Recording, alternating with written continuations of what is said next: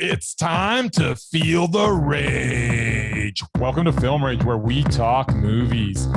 In the 1902 stage production of The Wonderful Wizard of Oz, Dorothy did not have a dog named Toto, but instead a cow named Imogene. Imogene is also the name of a mountain pass in Colorado. So what do you make of that? Cows are cool. But I digress. Directors and actors beware, as you cannot hide from the rage. My name is Bryce, and I'm part of the Film Rage crew, which also includes Jim. Hey. So with the introductions out of the way, let's rage on. Nice. Well, time for a quick rage out, and thanks to James, who is our only member subscriber. Yes. And you too can be a member of Film Rage community by joining at buymeacoffee.com/Film Rage YYC. All members get a special episode and content only for members. Along with all members that sign up will get a special limited edition Film Rage merch item. Whoa! If you can't commit to a membership, you can still buy us a movie rental and dare us to see a film, and we desperately need more dares. Lastly, make sure you go to our merch site for Film Rage merch, both on TeePublic and Redbubble, both with unique products. Well, shall we dance? On the wave of emotion romance.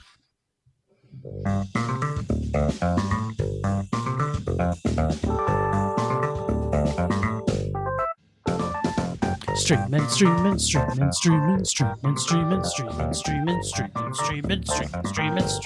And what? We are streaming, Jim.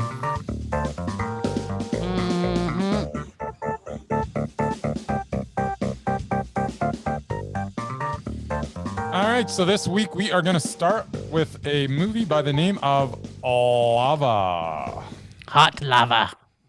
Yeah, so it's a little Argentinian film, originally released, I guess, in 2019, but it is now in English, and it's being released here in 2021. And not coming to a theater near you, probably. Probably not. So yeah, I believe this is available on video on demand, maybe as soon as now. If not, very, very close. Yes. Yeah, so this was... and why did we get this? Why were we so lucky? We're blessed. Yes, we got a special screening from Rock Salt Releasing. Yeah, we appreciate that. And shout out. Yeah, go ahead. Shout out to Rock Salt Releasing. Cool. Lava is an animated film from Argentina. I think it's a comedy. It has been... It has been dubbed into English for mass consumption, with Janine Garofalo voicing the character Deborah, a tattoo artist. The premise, I guess, is about using mass media for mind control. That is, unless you follow the instructions from a magazine that seems like it may be trying to help, but later we learned that maybe that is not the case. So now we have two organizations trying to control the minds of the population. In between this confusion, our characters are having random conversations that never seem to pay off in any way. Also, apparently, if you avoid screens, you can avoid being mind controlled. But then, one dude seems to have figured out a schedule where you can watch certain things and not be in danger, but you have to avoid your screens at other times, or you will definitely be mind controlled. We also have giant cats taking over the city, a giant witch, and other assorted giant things, not Snakes. The least of which is a giant tattooed snake that seems to be the cause of all this mind control. So at the end of the day, I'm not really sure what this unfocused mess was, but I believe it was mostly about the dangers of technology and is a precautionary tale for all you wieners out there with your fancy walk-around phones. Even though this is genuinely one of the most unfocused messes of a movie I've ever seen literally in my life, it was also strangely hypnotic. This was a messed up, confusing film with so much going on that nothing was ever truly resolved. Yet it kept my attention for the most part. For its random, unique vision, and because its weirdness was an escape from the mundane, Lava was meh. Okay. Well, now, yeah, I kind of feel the same way. Ditto. No. So, I actually love adult animation in general. I liked a lot of the small details hidden within this cartoon, like the Samsung on the TV when it restarts, or the jiggling breast movements of Janine Garofalo's character's breasts as she's moving along. Not sure why I noticed this, but I happened to notice it at one point in the movie. Also, the leg on the gun that they order from the comic that puts together. It's just like so many random little tiny pieces. Animation is super basic, and the voices, I'm not sure who all the actors were, but they were very eclectic and lots of random stuff that kind of humanizes the characters. Had just the right amount of weird and dog-faced characters to enjoy it. Everything was pretty swimmingly until the end.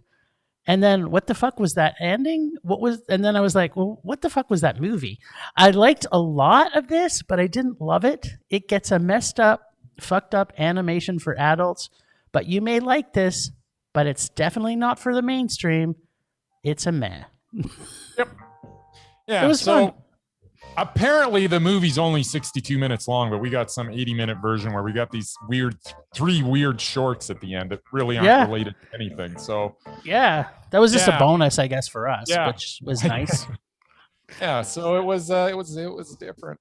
It was true though, right? It wasn't really a comedy. Like I was expecting it to be a lot funnier, but it was just, I couldn't take my eyes off it. I mean, it's not like I was bored at any time. It was a hot mess. It was a hot mess.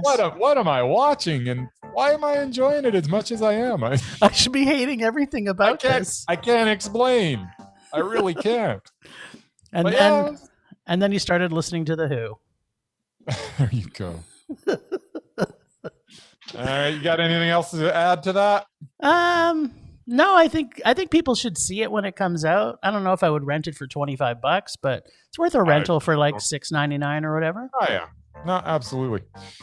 All right, Jim, where are we going? What else? We're gonna go pick some cherries. Ooh, I like cherries. I kind of like cherries too. So Cherry on Apple Plus. I wish they had a theme song. Cherry drifts from college dropout to army medic in Iraq, anchored only by his true love, Emily. But after returning from the war with PTSD, his life spirals into drugs and crime, and he struggles to find his place in the world.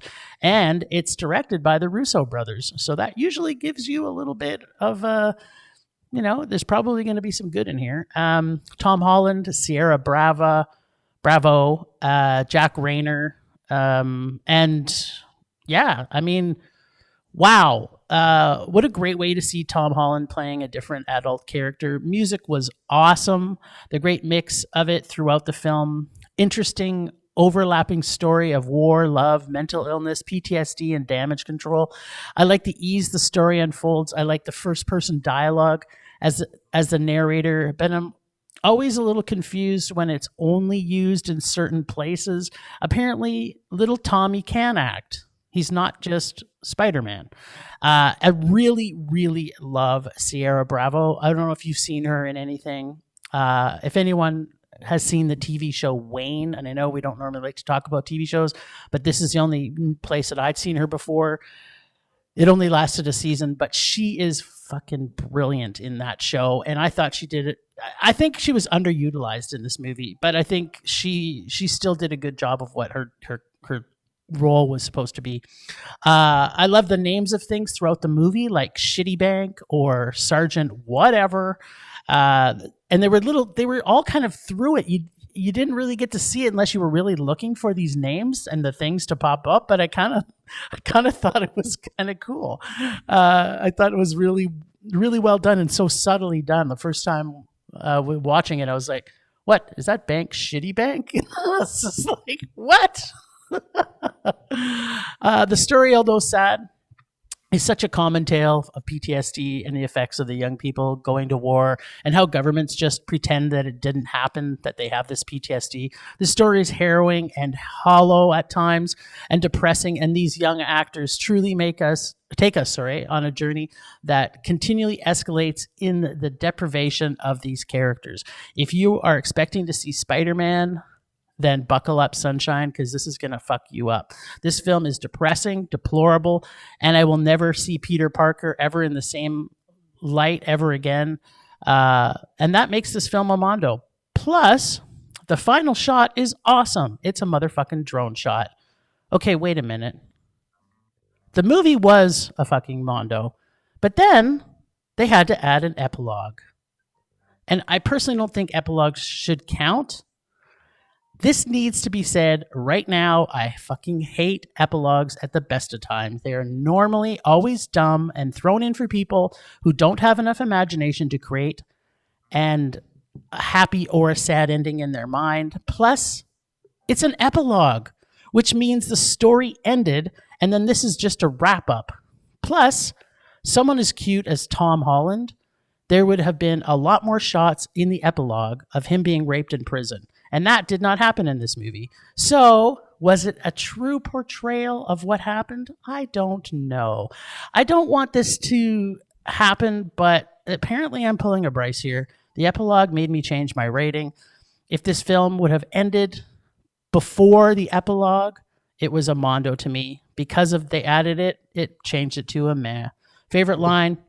I was okay with that. I didn't even watch porn. You know, I jerk off in the porta shitters. I didn't even think of other girls. I'm not ashamed of this. I'm just trying to be good. It's a man. Well, there you go. Jim. Yes. Why was this film over 2 hours and 20 minutes long? I don't know the answer to that. Was that including the epilogue? It was including everything. Over 2 hours and 20 minutes long. It was too long. It was too long. So I realize it had a lot to say as it tackled issues of opioid addiction, and it was, that was fueled by Dr. Whomever carelessly prescribing OxyContin, as well as the treatment of veterans when they returned from war and the disgrace that was the Iraq war. But come on, 2 hours and 20 minutes plus. Ugh. Could we not have trimmed some of the overly long scenes and perhaps cut about half of the pre-Iraq war scenes out? My other problem with the film, that this is a gritty story. It's probably as gritty a story as there is to tell, yet I thought the film was a little too slick and somewhat overproduced, taking away from the grit that should have been front and center. However, there was a lot of good things in this film, which starts with Tom Holland's performance. He makes this film better than it actually was with his portrayal of this misguided youth turned soldier, turned drug addict, turned bank robber, turned convict. I like the overall story and the development of our main character. Most of what this film set out to do was accomplished, but maybe not as effectively as it could have been with a slightly toned down approach. I think directors Joe and Anthony Russo, who directed Captain America Winter Soldier, Captain America Civil War, Avengers of Infinity War, and Avengers Endgame, may have been so used to filming these slick entries in the Marvel Universe that they seem to have had trouble dialing it down to where this film needed to be made. This was a more intimate story, and it was just too slick. This was a well-acted and at times powerful film that was just too slick and too long. It was meh. Well, we got to the same place. Mm-hmm. Everything you say, I can't disagree with any of it. And it's funny. Okay, so I want to throw this out to you. Yeah. Because I didn't touch on it, but I completely agree with what you're saying about the slickness of this film. I wish it was dirtier and grittier than it felt. So here's a question for you. What do you think it would have been like if the Safdie brothers directed this film? Right? I guarantee it would have been Mondo. Yeah, I think you're right. I absolutely think it's right. Because it was funny, because as I was watching it, I was going, you know what, that didn't even occur to me, but this is totally like a Safdie brothers type thing that they would. Oh yeah, this would be totally up their alley, man. They like the gritty underbelly of everything. and they could have made this movie brilliant. Like Yeah. it's it's the glossiness that you talk about. Yeah, that's 100% it. Yeah, it really, yeah, and it took me out of it a little bit because I'm like, you know what? I know you can do cool things with cameras, and you know what? Let's get a little dirty because that's what this story is. This story's a little dirty. This story is depressing. Yeah. And you know, it's just Their house looked too clean. Like that for drug addicts, everything was clean. It was like, yeah. You know what? I think I like the story so much, and I like Tom Holland so much that I was really enjoying the film. And Tom Holland was fantastic. Yep. And it's like I said, it's too bad you didn't get to see her more in the film, but she is gritty and fantastic. And I can't stress it enough. It's one season. I think it might even be on Prime, but check out Wayne because that show is great. So Lava we got from, as we talked, and this was Apple Plus, and now we're going to go on to another VOD. Some more video on demand. The Mauritanian from this year, 2021. This is the story of Mohamedou Ould Slahi and his fight to be released from Guantanamo prison, where he was detained by the United States government for 14 years without being charged with any crime. Tahar Rahim stars as Slahi along with Jodie Foster as his lawyer Nancy Hollander. Foster won a Golden Globe this year for her performance. Not to take anything away from Foster, but this performance was not award worthy in any way. It was, however, solid as the rest of the cast was. This film is partly based on Slahi's book, Guantanamo Diary. There are many things I liked in this film. I liked the use of 4:3 aspect ratio during the interrogation scenes as it helped paint the picture of being trapped in a box. Mm-hmm. I really liked Benedict Cumberbatch's performance as he struggles with his duty, slowly realizing that his country, that he struggles with his duty, slowly realizing that what his country is doing. Overall, though, I felt this focused too much on Foster's character, who regrettably was not that interesting. I think the film could have been better served and perhaps more effective if we spent more time with Slahi and perhaps less time with his white saviors. Give me 20 more minutes of Raheem's Slahi. Yeah, say that 5 times fast. Exactly. I'm going to try it one more time too, so people understand what I'm saying. Give me 20 more minutes of Raheem's Slahi and 20 less minutes of Foster's Hollander, and this could have been Mondo, as it would have turned the focus more on the person the story was about. However, this version of the story takes the focus away from Slahi a little too much, which in turn makes this film very good instead of great. It makes it meh. What's going on today? Is there, hold on. Is Uranus in line with Pluto or something? Like everything is the same. Like we're the same person. What's happening? Is this because it's St. Patrick's Day? I don't know. Maybe. So the first 8 minutes in, and I'm like, I'm not so sure I love this direction.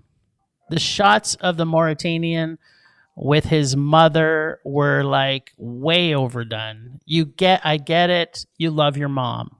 And this way of him of capturing a shot for too long to me was kind of annoying.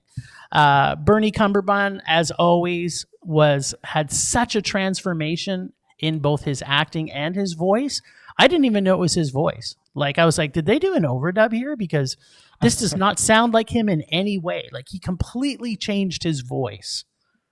Did you not catch that? Like it was just like, wow, there's 7 octaves lower than he speaks, and it was like, yeah, like what the hell? He was so good in this. Oh yeah, he's so motherfucking brilliant, hands down, in this film. This director does love to make a point, and I get the feeling overemphasizing so people get the point, but I am not a fan of that, and so it was bothering me through most of the film. Show me and move on. Acting by everyone I thought was amazing. I really felt each actor was that actual person. Jodie Foster is always mesmerizing. Wink, Yep. wink. I did feel as though as I was watching, there was more in this film that needed to us to know, which is kind of similar to what you were saying. This included the interviews with our Mauritanian. Almost like they took a short and stretched it out to a movie size. At least that's the way I felt. I was also mesmerized by the whole Bernie story and found that very interesting. And the acting was great, but, this Cuban sandwich of a film was just meh.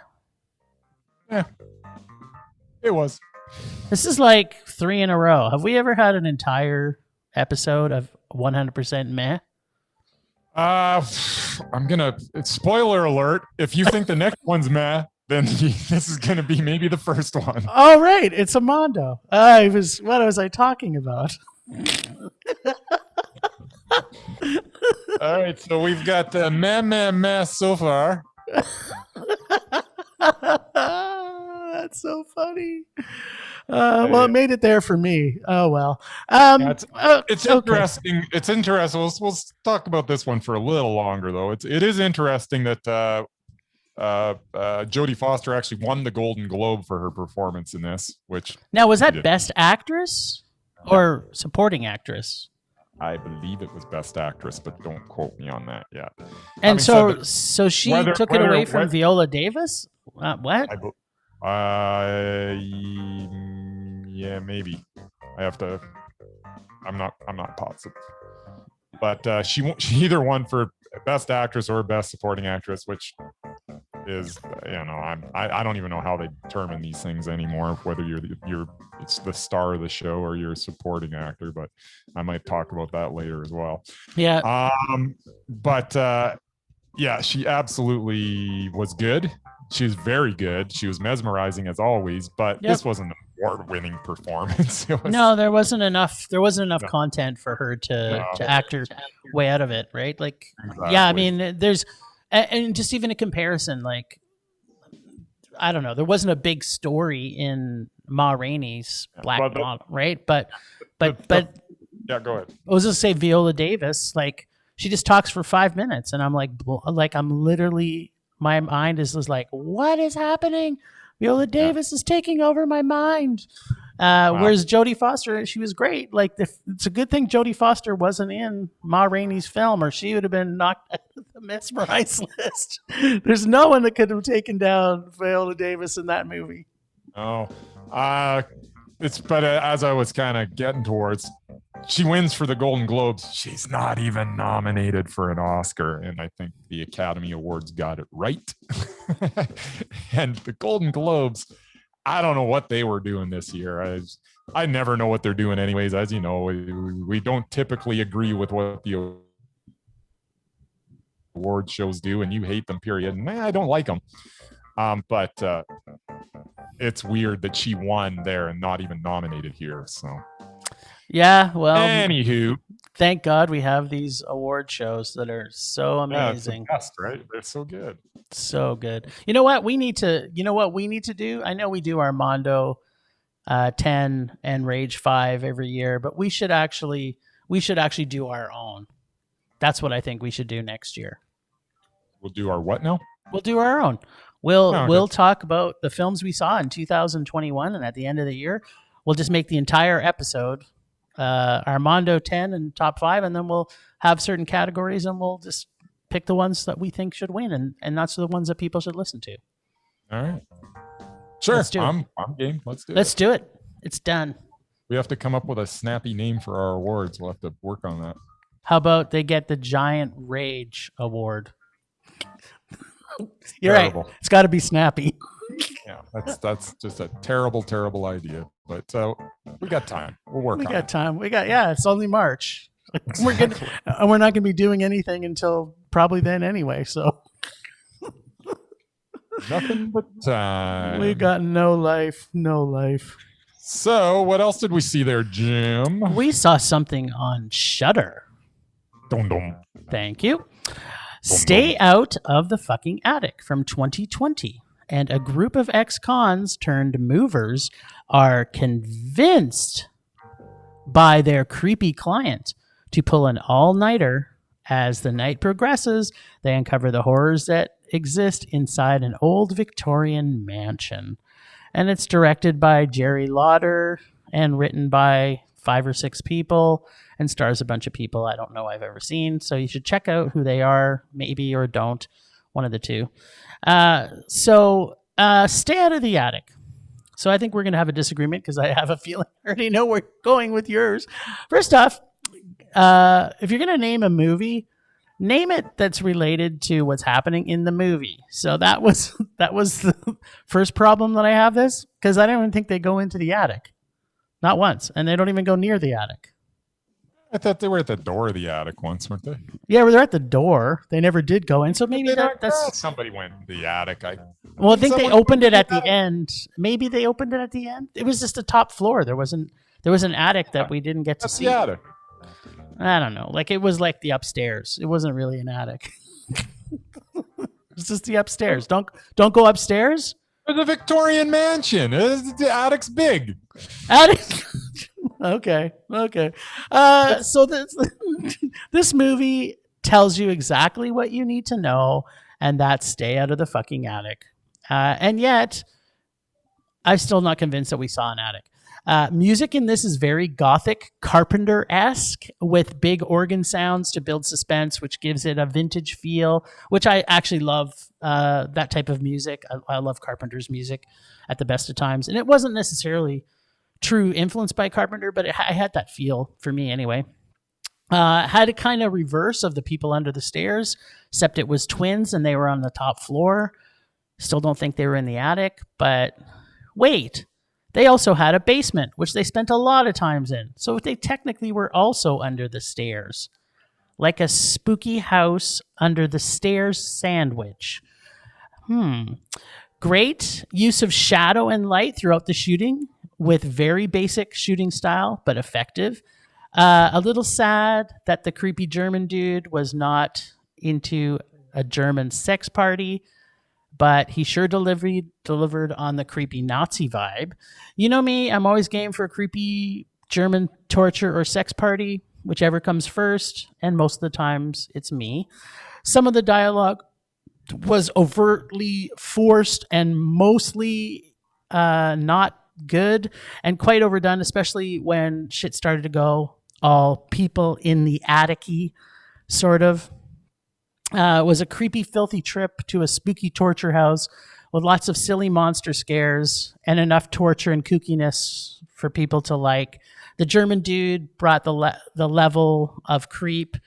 Not sure a 100-year-old man would be so strong and agile, but okay. Maybe drinking people juice does that. I don't know. Had a good spin on the Joseph Mengele, which in my opinion doesn't get enough Nazi film time. I think, with all the Nazi movies that they have and all these horror Nazi films, they don't nearly have enough Mengele. So I was happy to see that. They said stay out of the fucking attic, but they sure stayed in the basement a lot. Had its share of bad, but not enough good to keep me interested all the way to the end. Bloody Nazi skull-crushing, I want to say low meh. Worth the trip to German non-sex party torture fest. And remember always, make sure the superhuman Nazi gets his skull crushed the first time, and always assume he ain't dead. Has Zombieland not taught us anything? Double tap. So that was a low man. Yeah. I like some of the stuff. I like the fact that it was Mengele. Like, here's the thing. It's kind of a stay out surprise. of the attic, or stay out of the whatever attic. Motherfucking attic. Okay, so they did. So what's your problem? I was expecting more from the attic. What's going on in the attic? Out of the attic. So they stayed out of the attic. They did exactly what the title told them to. Yeah, but I wanted to know what was in the attic. Oh, you're just nitpicking now. So, stay out of the attic. Fucking attic. The last third of the movie, things pick up, but the first 2/3 introduces me to characters that I don't really care much about. Plus, the whole film is a little too well lit. Didn't you find that the whole film was like too well lit? That was my problem with I it. thought there was a bit of good use of shadows in there. There was no shadows. It was way too well lit to be creepy at all, really. It's an old Victorian mansion. It is one of the easiest settings to turn up the creep factor, but the rooms were all lit brightly with everything in plain view. No mystery, no wondering what may be in the shadows, as there were barely any shadows. As I think about it, I feel that alone that could have improved this movie tremendously. To not bathe every scene in light and the atmosphere could have been more haunting, improving the whole tone of the film. But other than that, nothing much to speak of. We got a Nazi performing experiments on humans, and we got to watch people pack things into boxes. Yeah, that's usually a Mondo for you. We also got a few ineffective scares. Is this Mondo for you? Because that's like if you say what's my favorite movie, it's a movie that nothing happens. We got a few ineffective scares here and there. This was basically a waste of my time. Yeah, it was only 80 minutes long. I've done worse things for 80 minutes. This was not good, but it wasn't awful. This was absolutely the lowest of mez. We have a title for our episode. It's the Mez. It's the grand slam of mez. There's 4 of them. Oh man, I couldn't be happier. This is awesome. Okay, now that we've rated them all meh, I think we need to rank them. Okay. So of these 4 mehs, which would you say was the best of them? The best meh? I think you're going cherry.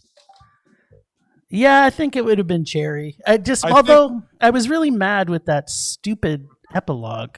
Just hated it. Yes. I think so. You're going cherry. I think I'm going Mauritanian. That's my number 1 meh of the week. Okay, and then I'm going to reverse it because number 2 is going to be cherry for me. And I'm going to go number 2 Mauritanian. And then it's got to be lava, and it's lava, and then it's stay out of the motherfucking attic. Exactly. So there you go. This is everybody. If you want to watch the best meh of the week, you can choose cherry or the Mauritanian. Or the Mauritanian. Those are the 2 best mehs.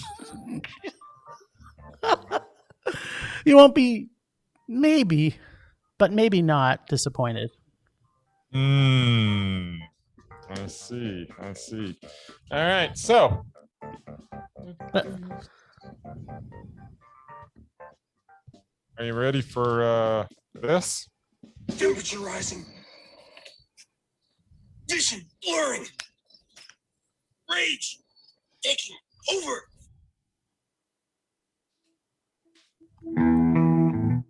I am always ready for this. And I know we've skated around this issue, and I may have even brought it up once before, but this last week, I hit a huge wall.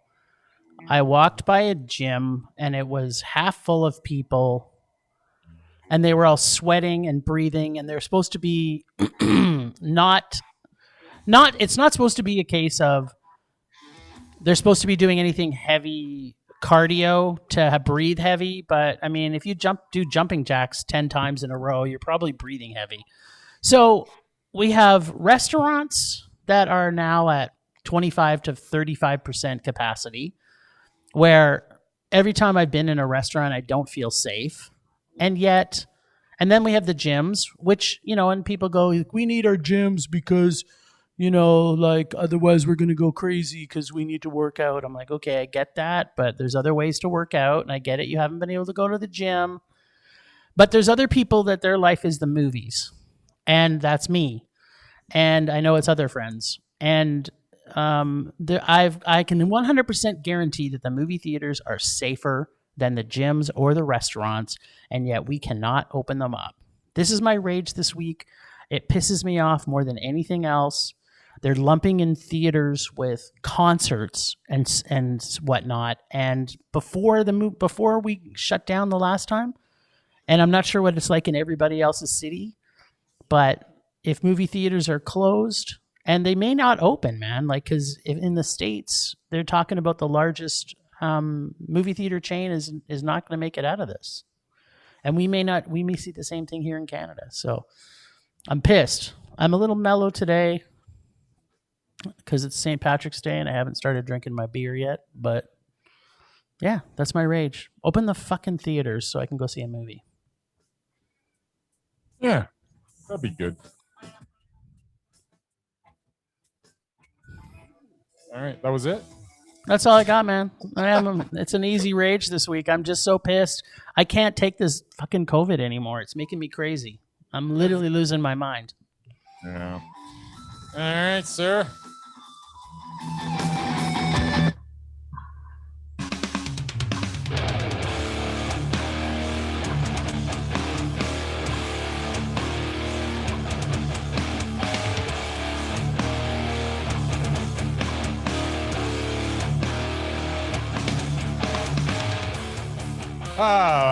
Well, my obvious rage this week would be...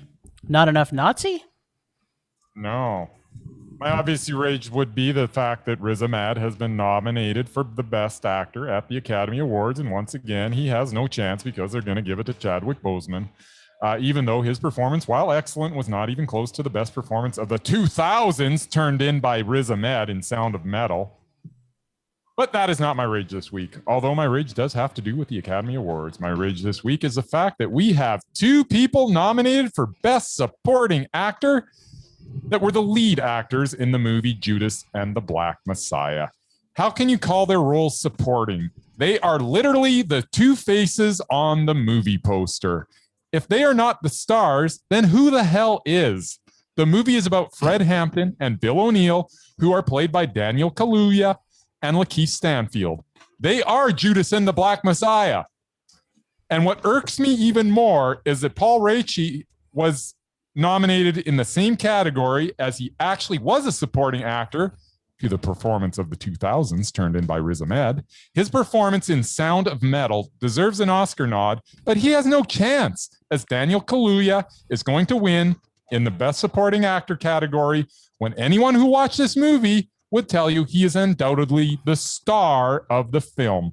And in no way could his role be considered supporting. The supporting actor category is a total farce. That is my rage. So let me make sure I get this straight. Because there was two lead actors, they had to say they were both supporting each other? Is that what their concept is? I don't know. I don't know what the concept is. It's so stupid right now. It's literally the poster is them. And they are Judas and the Black Messiah. Like, that's them. The movie's about them. There isn't a scene in the movie where one of them isn't in it. And for most of it, they're both in it. I don't understand. So maybe there's stupid rules. And God forbid I complain about award shows and what they do. God forbid. So they probably have gone with there's no lead because they're both leads. So they get there's no. I don't understand. Why could they not have two leads and they're both nominated for the lead actors? Yeah. Well, you've got a lead. You can have a lead actor and a lead actress in a movie, right? Yeah. So why can't you have two? Well, there they're was both no lead leads. actress in this movie. They were both the lead. Well, why can't one of them be the lead actress then? I don't get it. Why do we even have lead actor and lead actress? That's a good point. Why? Really, we shouldn't. We should have two awards, and they can both be men or both be women or someone who's transgender or whatever, right? Like now, what exactly? Someone who's maybe asexual doesn't choose sex, and now they can't get nominated. I don't get it. Like, it should be just best person in a movie. There you go. You know what? They just need to keep putting more things in there for people to get more awards. It's like, why is there not just one award? The best actor this year was Riz Ahmed. Damn, or Viola Davis. Either one. It's a battle to the death, right? Yes. It doesn't have to be. It doesn't, right? It's like it's still going to Chadwick Boseman. It's just the way it is. Wait, yeah, but I don't classify Chadwick Boseman's acting in that movie as the best last year. So I know you don't. So I'm like, okay, wait a minute. He was very good, but He was great. He was he wasn't mesmerizing. award-worthy, yeah. He was mesmerizing, but he wasn't. Okay, wait a minute. You know what I just did as we're leading into the lists? What did you do? I think I might have just did a throwdown. Are they even both on the mesmerizing? Yes, they both are. Guess what we're talking about next, people? No. Wait a second. They were only in one movie together, right? Doesn't matter. It's the throwdown is about to happen. That is just not a fair fight. Well, I'm sorry. It is what it is. It's going to be terrible that we have to remove him. But anyway, finish your rage. I'm finished my rage. I just don't understand this whole stupid supporting actor garbage. I don't either. It's the most idiotic thing ever. I tell you. All right. Rage subsiding. Pulse slowing. Finger fading. So before we get on with the lists, I think we've got a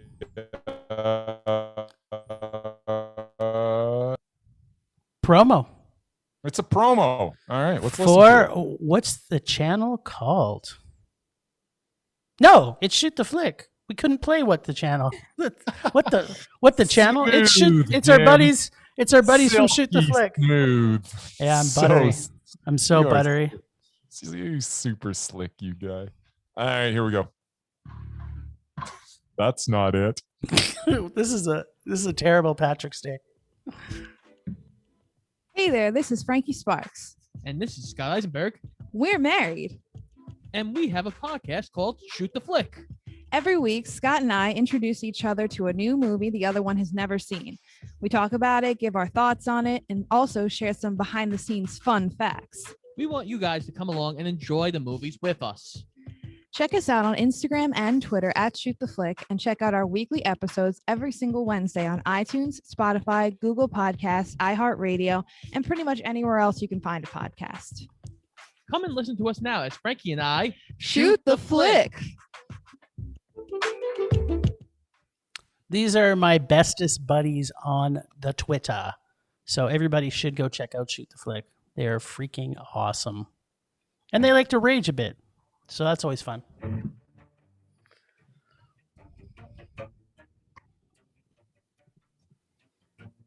Well, the throwdown has been thrown out.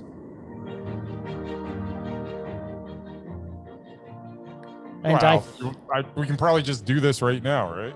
It's kind of going to happen. The throwdown, as we've done before, but we couldn't have a deciding factor. But when two mesmerized go against each other in a movie and someone throws it down, there is a mesmerize off. And, okay, so here's a question. Can he ever get back onto it? Well, he's not alive, so once he's been removed, is he gone? Is he gone forever? I don't know. Seems kind of a shame, but them's the breaks. Well, he's been out mesmerized. Oh, there's no question. I mean, I can't argue with it. In Ma Rainey's Black Bottom, Viola Davis, it's not even close. It's a massacre. Yeah, it's a massacre. Fortunately, mesmerizing, they own the stage. So if there's two people battling it out, and they're both mesmerizing, one is going to be mesmerizing and the other one is not. And if it's that obvious, unfortunately, Chadwick Boseman, buddy, you used to be mesmerizing until you met Viola Davis on screen. It seems so wrong. It seems so wrong, but it's the way of the world, man. If you can't out mesmerize her, then you don't deserve the title. It's just the way it is. All right. There's no question that Viola Davis was way more mesmerizing in Ma Rainey's Black Bottom than Chadwick Boseman was, Yep.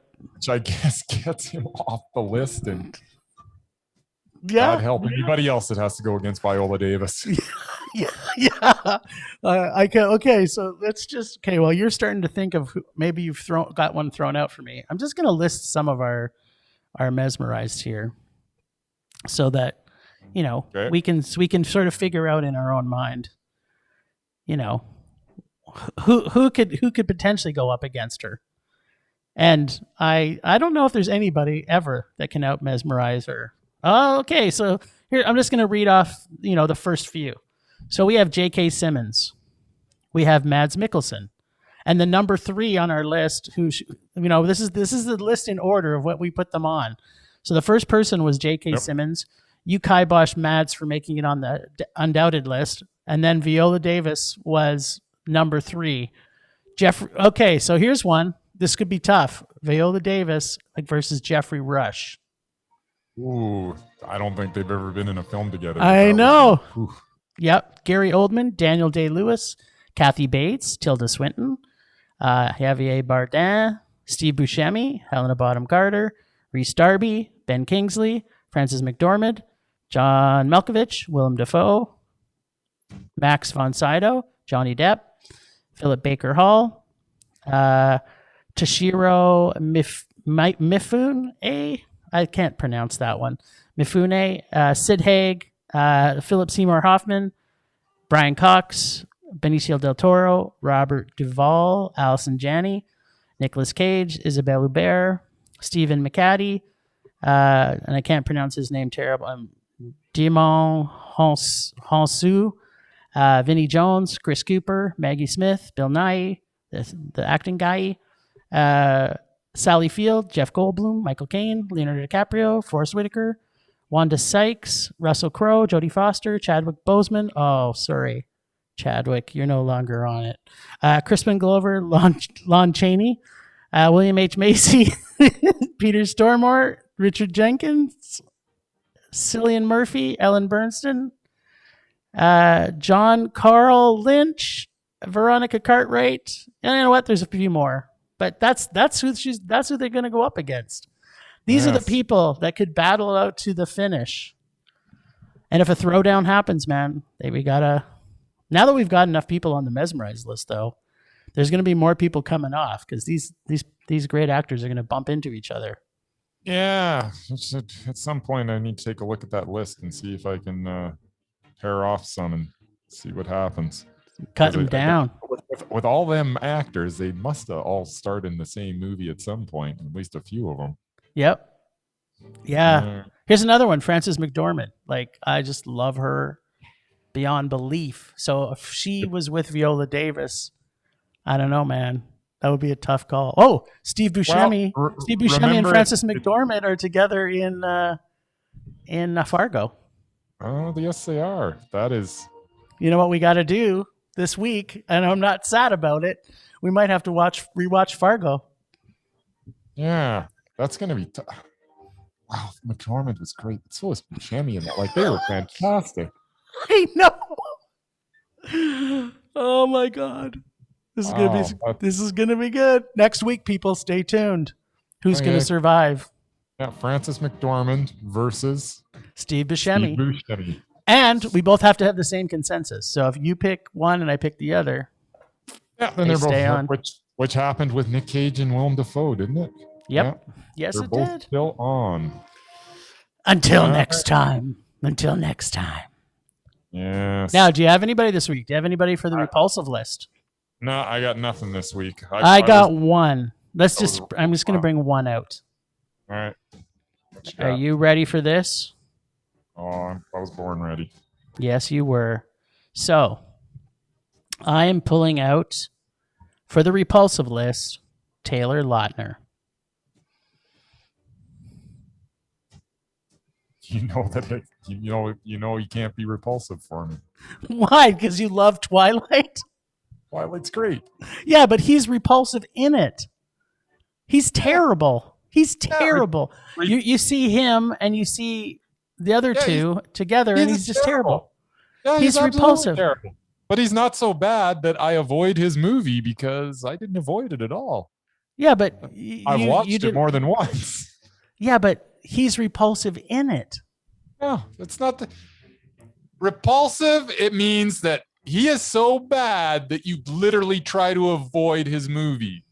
Yeah, but that's one movie. What about all his other movies? Have you avoided every single? I don't know that he made any other movies. He's made a lot. In fact, I think he was in that. I think he was in Shark Boy versus Lava Girl. Didn't you have to watch that? Or Spy Kids? Yeah, I didn't. I actually didn't have to watch that because I watched something else instead. The other Spy Kids. The other Spy Kids. Yeah. Yeah. So okay. So here's the thing.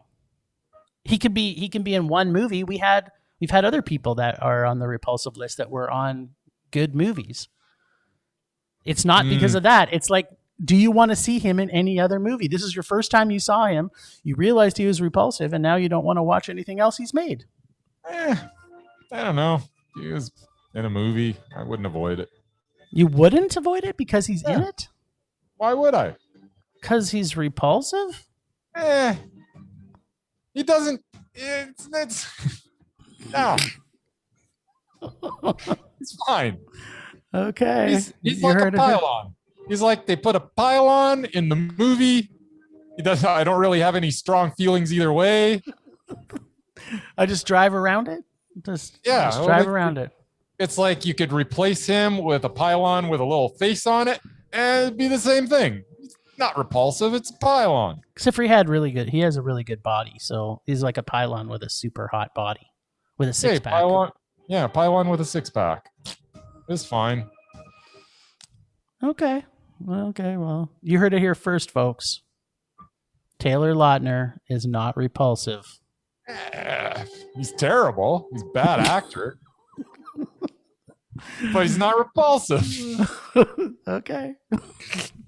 He's just a god awful actor. Like he's really, really bad. That's probably why he's not doing a lot of stuff.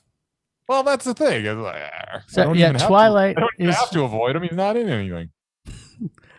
Now I'm curious as to see what he's in. Oh, let's look it up. Let's see what Taylor Lautner's been doing lately. I don't know. Maybe he's making what are those things called? TV shows? Maybe he's making change somewhere. He hasn't done anything since 2018. He was in a TV show called Cuckoo. Cuckoo. He was in a couple episodes of Scream Queens. Yeah. Okay. He made The Ridiculous Six with your favorite comedian, which was also terrible. I don't know that. He was in. Talking about my favorite comedian. Yeah, Adam Sandler with The Ridiculous My favorite Six. comedian. We're sure. Adam Sandler. Nah. Are you sure? Yeah, I'm positive. Sure. Oh, okay. Just you put me on the spot, though. I couldn't tell you who my favorite comedian is. It's probably Adam Sandler. I'm my favorite comedian. Nobody makes me laugh harder than me. It's true. I love myself also. Okay, well, that's all we're going to do this week. But we got to watch an extra movie next week to see what happens in Fargo. I don't mind watching Fargo again. That sounds me neither. Let's do that. Thank God I own it. Yeah. Sure that somebody owns it. Maybe Kim owns it. I can always lend it to you. Yes. We'll find a way. Yep. Somehow. Some way. It's worth buying it. Yeah.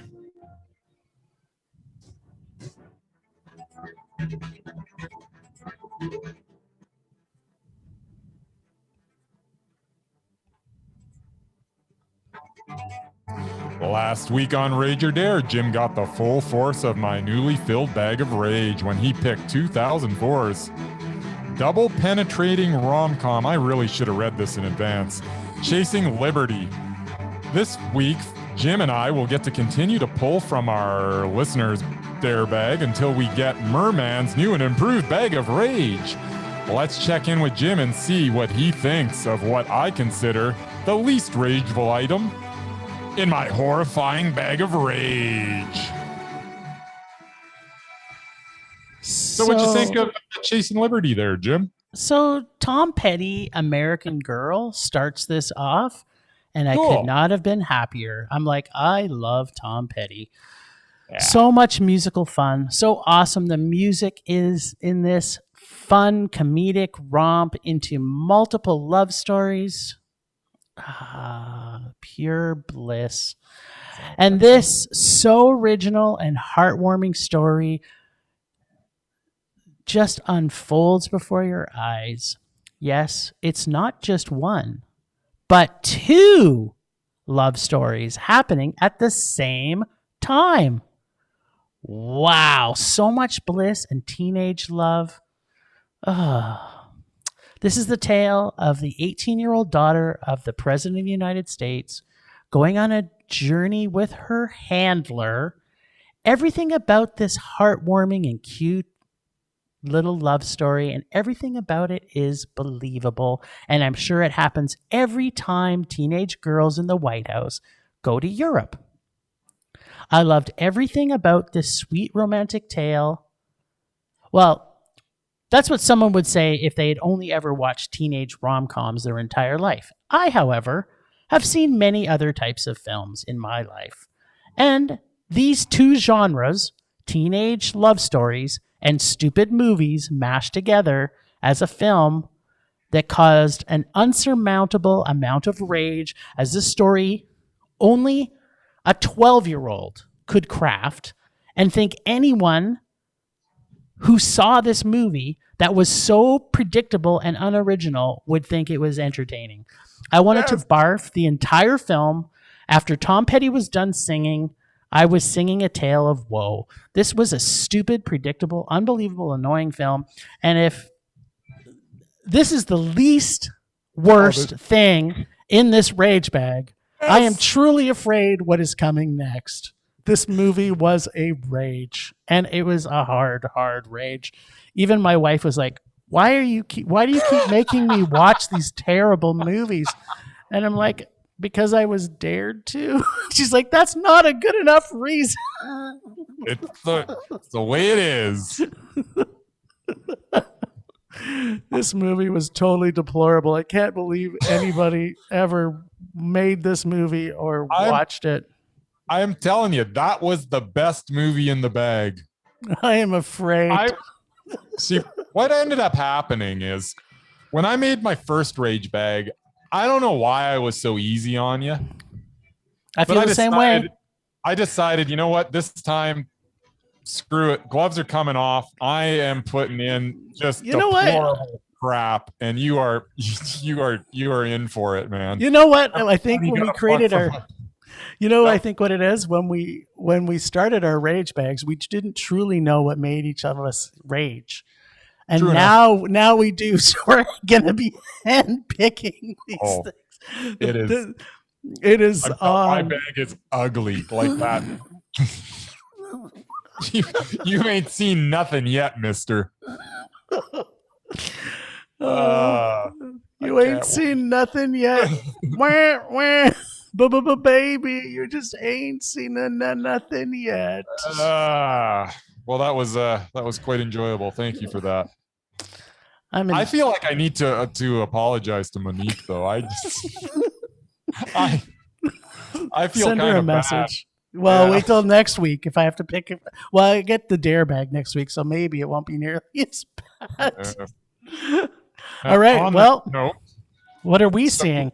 Yeah, we got nothing from Murray yet, eh? So we're stuck with the dare bag, which generally is nothing but gold. So it's, solid gold for you, solid shit for me. I'm gonna pull something out. Notice I'm looking right at the camera. I'm not cheating at all. I'm not looking into the bag. There is the bag. Yeah, there it is. It's beautiful. Okay, I have something. All right, and I am looking, and you're reading, and I am seeing. I have not. Closer. Oh my God. Is it good?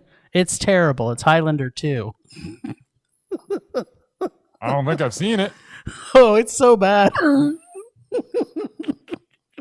It's so bad. Oh my God. I don't think I've seen Highlander 1. Do I need to see Highlander 1 to appreciate Highlander 2? I know Sean Connery was he in just the first one? Is it Sean Connery and Christopher Lambert or whatever? Well, his name is? there shouldn't have been a 2 because there can be. They keep saying through the entire Highlander there can be Right. only one, but apparently what- there's a Highlander 2. So what's a Highlander?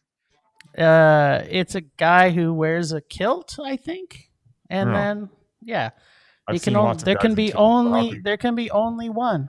There are literally tens of, well, probably millions of Highlanders. I and I don't know. I kind of want you to see the first one.